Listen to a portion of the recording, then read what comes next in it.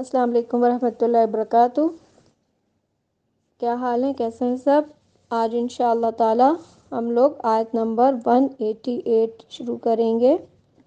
اعوذ باللہ من الشیطان الرجیم، بسم اللہ الرحمن الرحیم،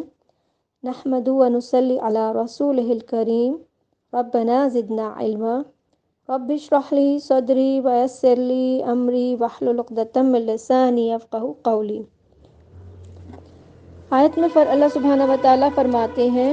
وَلَا تَأْكُلُوا أَمْوَالَكُمْ بَيْنَكُمْ بِالْبَاطِلِ وَتُدْلُوا بِهَا إِلَى الْحُكَّامِ لِتَأْكُلُوا فَرِيقًا مِّنْ أَمْوَالِ النَّاسِ بِالْإِثْمِ وَأَنْتُمْ تَعْلَمُونَ۔ بہت امپورٹنٹ آیت ہے آج کل کے حالات کے لحاظ سے، خاص کر کیا امپورٹنٹ ہے دیکھیں۔ وَلَا تَأْكُلُوا، اور تم سب مت کھاؤ، أَمْوَالَكُمْ، اپنے مالوں کو، بینکم، آپس میں، بالباطل، ناحق طریقے سے، دھوکہ دے کر ایک دوسرے کے مال پر بری نگاہ مت رکھو، وتدلو، اور پہنچاؤ بیہا، اس کو، مال کو، الی الحکام، حاکموں تک۔ ایسا نہ ہو کہ مال ہڑپنے کے لیے، دوسرے کے مال پہ قبضہ کرنے کے لیے حاکموں تک پہنچ جاؤ یا مقدمہ کرو یا رشوت دو۔ لتأکلوا، تاکہ تم کھاؤ، فریقا من اموال، کوئی حصہ مال میں سے،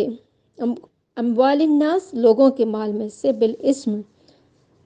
گناہ کے ساتھ، غلط طریقے سے، وانتم تعلمون، جبکہ تم جانتے ہو کہ تمہارا اس پر حق نہیں ہے، پھر بھی اس پہ قبضہ کرنے کے لیے، دوسرے کے مال کو ہڑپنے کے لیے تم حاکموں تک پہنچ جاؤ۔ اس کو اللہ سبحانہ و تعالیٰ نے یہاں قرآن میں منع فرمایا ہے کہ دوسرے کے مال پر نگاہ نہ رکھی جائے۔ یعنی اس کا مطلب یہ ہے کہ حکام کو رشوت دے کر یا پیسہ بھر کے حاکموں کو دوسرے کے مال کو اپنا مت بناؤ، اس چیز سے منع فرمایا۔ حدیث ہے کہ حضرت ابو ہریرہ رضی اللہ تعالیٰ عنہ فرماتے ہیں کہ رسول اللہ صلی اللہ علیہ وسلم نے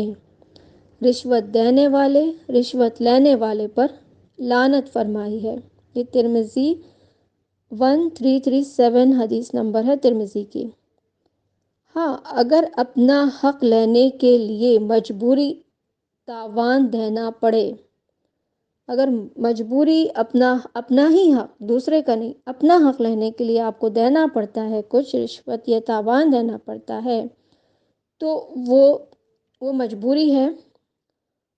لیکن پھر بھی جہاں تک ہو سکے اس سے بچنا بہتر ہے۔ اگر بچ سکیں تو بچیں۔ اس طرح سے کیوں بچنے کی کوشش کرنی چاہیے کہ نبی صلی اللہ علیہ وسلم نے لعنت فرمائی ہے، ٹھیک ہے؟ اگر اپنا ہے تب آپ مجبوری میں رشوت دے سکتے ہو۔ اس سے معلوم یہ ہوا کہ انسان رشوت دے کر یا اپنی چالاکیوں کے ساتھ،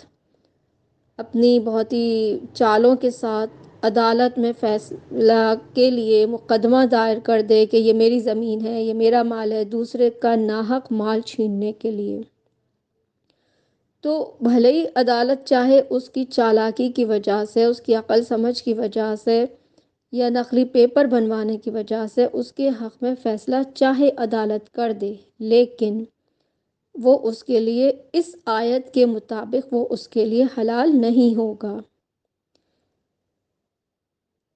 اس میں کو اسکالرز نے لکھا ہے کہ قاضی کا فیصلہ ظاہراً نافذ ہوگا، باطناً نافذ نہیں ہوگا، یعنی کہ اصل میں اس نے دھوکے سے لیا ہے، چاہے اس نے اپنی چال کے ذریعے لیا، رشوت بھر کے لیا، لیکن جب اس کا حق ہی نہیں تھا تو وہ اس کے لیے حلال نہیں ہے۔ حضرت ابن عباس رضی اللہ تعالیٰ عنہ فرماتے ہیں کہ یہ آیت اس شخص کے بارے میں ہے جس پر کسی اور کا مال چاہیے اور اس حقدار کے پاس کوئی دلیل نہ ہو تو یہ شخص انکار کر جائے، یعنی حاکم کے پاس جا کر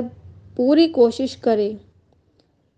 اچھا، یہ تو خیر بہت ڈیٹیل میں ہے، اس کو ہم چھوڑتے ہیں۔ دوسری حضرت سلمہ رضی اللہ تعالی عنہا کی حدیث ہے کہ رسول اللہ صلی اللہ علیہ وسلم نے فرمایا، آپ صلی اللہ علیہ وسلم کیا فرماتے ہیں کہ میں انسان ہوں، میرے پاس لوگ جھگڑا لے کر آتے ہیں، شاید ایک دوسرے سے زیادہ حجت باز ہو اور میں اس کی چکنی چپڑی تقریر سن کر اس کے حق میں فیصلہ کر دوں،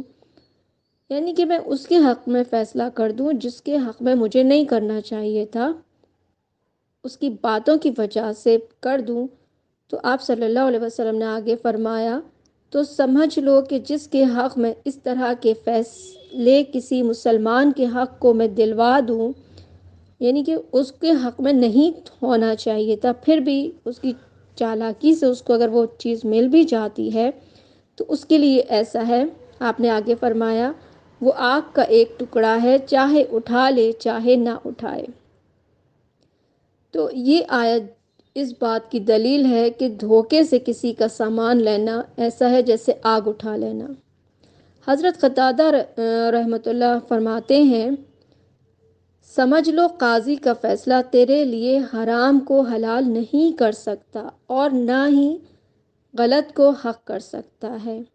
قاضی تو اپنی عقل اور سمجھ سے گواہوں کی گواہی کے مطابق یا رشوت کی وجہ سے بھلے ہی تمہارے حق میں فیصلہ کر دے گا، لیکن تمہارے لیے اگر وہ حلال نہیں ہے تو وہ نہیں ہوگا۔ اب یہ کون سے فیصلے کی بات ہو رہی ہے، کس چیز کی بات ہو رہی ہے؟ یہ کسی کے مال کو اپنا بنانا، کسی کے مال کو اپنے قبضے میں لینا، جھوٹی گواہی کے ذریعے حرام چیزوں کو حاصل کرنا، یا کسی کا لوٹ مار کرنا، کوئی چیز چھین لینا، یا چوری کے مال کو اپنا سمجھنا، اپنا ثابت کرنا، یا زنا کی اجرت کو صحیح سمجھنا، یا نجومی کی فیس ادا کرنا، فیس لینا، شراب کو بیچنا، جوا، لاٹری، گانے کی اجرت، یہ ساری چیزیں اسلام میں ناپسند ہیں، باطل ہیں، اور ان کو صحیح ثابت کرنے کے لیے حاکم کے پاس جا کر اگر آپ اس کو رشوت دے کر حاکم سے کہلوا دیتے ہو کہ اس نے صحیح کیا، اس کا یہ اسی کا تھا، لیکن چیز اور یا ذریعہ ناجائز تھا، تو اسلام اس کی اجازت نہیں دیتا۔ اور آگے اللہ تعالیٰ نے فرما دیا، وَأَنْتُمْ تَعْلَمُونَ، حالانکہ تم اصلیت خود جانتے ہو کہ کیا سچ ہے کیا غلط ہے۔ تو بھلے ہی آپ کو آپ کے جو جج ہیں یا جو مولانا ہیں، آپ نے رشوت دی یا آپ نے اپنی باتوں سے ان کو بہکا کر دوسرے کے مال کو، دوسرے کی چیز کو اپنا بنا لیا، یا غلط چیز کو بھی آپ نے صحیح ثابت کر دیا، لیکن اصل میں کیا ہے کہ حضرت ام سلمہ کی حدیث کے مطابق نبی صلی اللہ علیہ وسلم نے فرمایا، اس کے لیے غلط چیز کو اپنا بنانا ایسا ہے جیسے آگ اٹھا لینا۔ اللہ سبحانہ و تعالی ہم سب کو ان تمام فتنوں سے، ان غلط چیزوں سے ہم سب کو ہمیشہ محفوظ فرمائے، آمین ثم آمین۔ اور یہ آیت بہت زیادہ امپورٹنٹ ہے کیونکہ آج کل رشوت بہت چلتی ہے، اور کوشش کرنا چاہیے کہ جہاں تک ہو سکے ہم رشوت دینے سے، رشوت لینے سے بچیں، کیونکہ انسان جب مرتا ہے تو اس کے ساتھ کوئی چیز نہیں جاتی، وہ اکیلا جاتا ہے دنیا سے، اس کے صرف اعمال جاتے ہیں۔ تو اپنے اعمال کو داغدار نہ کریں، اللہ ہم کو ان چیزوں سے بچائے۔ چاہے آپ ہی کا مال اگر غلط ہے تو جاتا ہے جائے، لیکن آپ کا ایمان نہیں جانا چاہیے۔ سبحانک اللہم و بحمدک، نشہد ان لا الہ الا انت، نستغفرک و نتوب الیک۔ السلام علیکم ورحمۃ اللہ وبرکاتہ۔